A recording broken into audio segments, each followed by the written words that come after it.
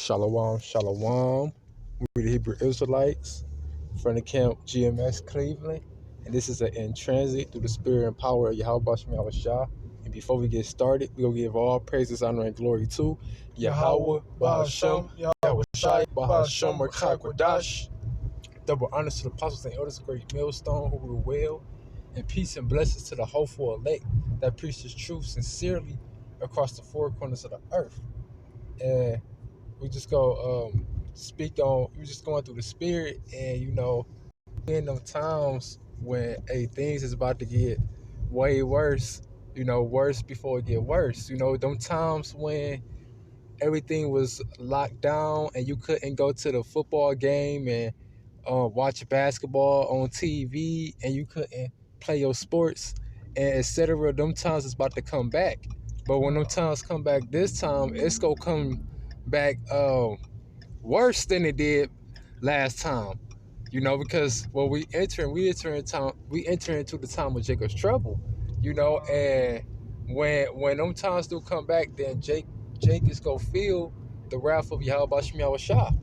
Yeah, I got a precept. Luke chapter 21, verse 36. Watch ye therefore and pray always, that ye may be accounted worthy to escape all these things that shall come to pass, and to stand before the Son of Man. Right. So watching is watching out for prophecies, because that's what's going on right now. Prophecies are starting to be fulfilled. Like the brother was saying, we get into the time of Jacob's trouble. Well, Jacob's trouble consists of prophecies. You're going to have martial law, that's a prophecy. You're going to have sedition and insurrections, that's a prophecy. Persecution of the prophets, that's a prophecy. Mark of the beast, that's all going to happen in Jacob's trouble. So that's what we're looking for, and that's what we're watching out for. And then we're praying that we can be able to escape all those things, so we don't get, taken in those calamities and the plagues. Because the shit that the Lord about to bring is about to be plagues worse than the ones he sent on ancient Egypt. When the Israelites was in Egyptian captivity, and the Lord brought them out through the hand of Moses. But the Lord about to send worse plagues than he did on Egypt, man. And the only way you're going to escape is if the Lord is with you. It say that in 2nd Ezra 15 that I must smite Egypt with the plagues as I did before. We talk about this place, Babylon the Great. The Lord's going to bring them plagues 10,000 times worse than he did back in ancient Egypt, along with more plagues. But like the brother said, you got to have the Lord with you to endure through all of these things that's coming. Because when everything was locked down and people was losing jobs and financial things wasn't right, the Lord was had brothers. The Lord was brothers was taken care of during this whole pandemic. During this since last year in March, when this thing went rampant around America. The Lord was taking care of brothers. Brothers was doing fine, but these other people out here, they were struggling. And the reason why, because they didn't have Yahweh Shema Shah with them. But this is Ecclesiastes chapter 12 verse 1. It say, remember now thy Creator in the days of thy youth, while the evil days come not, your years draw now, when thou shalt say, I have no pleasure in them. Right? So it said, remember the Lord in the days of your youth, the time before the days come.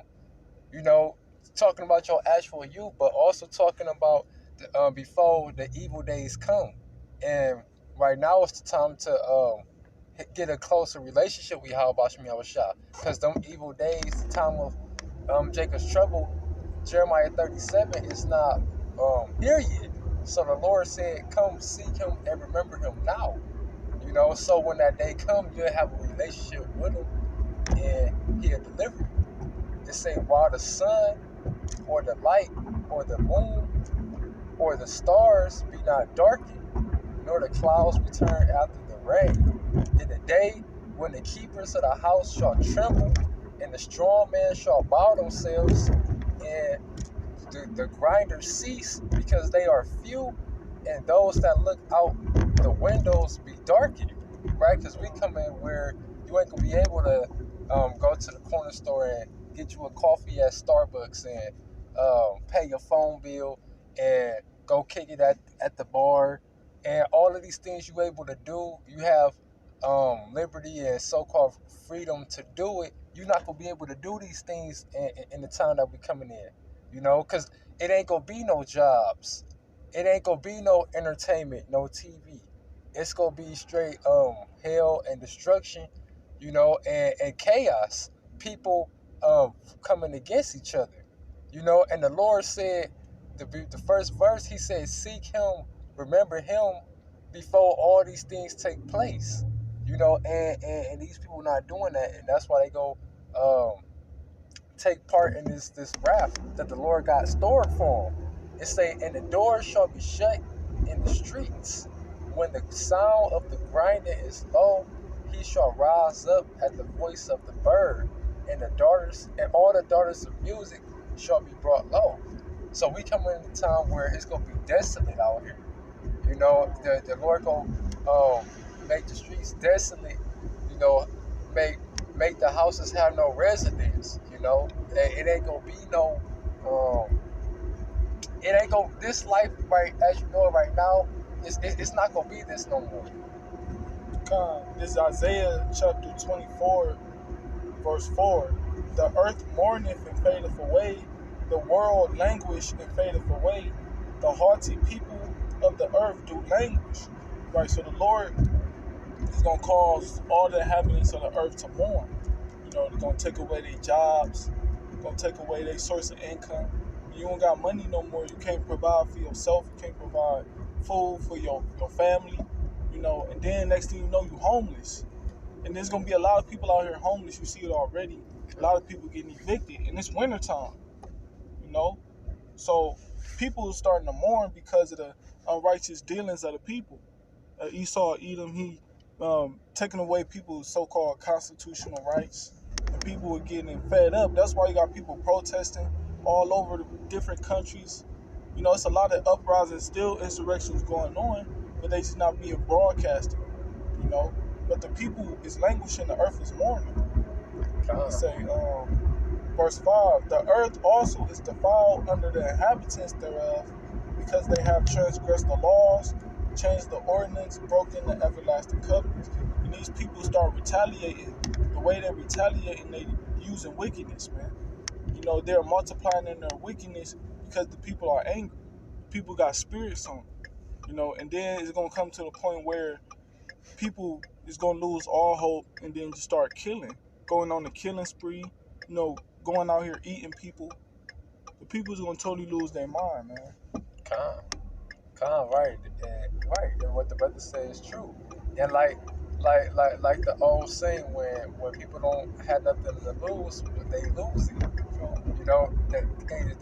Like the brother said, the upwards of the people, the earthquakes in diverse places, all of these things is prophecies, man. And these prophecies is about to take place because that's the time we in. We in the time of prophecy. We not in the time where America got another 50 years and you can establish a business here and prolong with that. How you gonna do that if it's thousands of businesses that's closed and that's still closing? You can't do none of them things, man, because it's over with. The time is up. You should have thought about that 10, 20 years ago. The time is up. It's a wrap. It ain't no prolonging, man. This is Ezekiel chapter 12. It's Ezekiel chapter 12,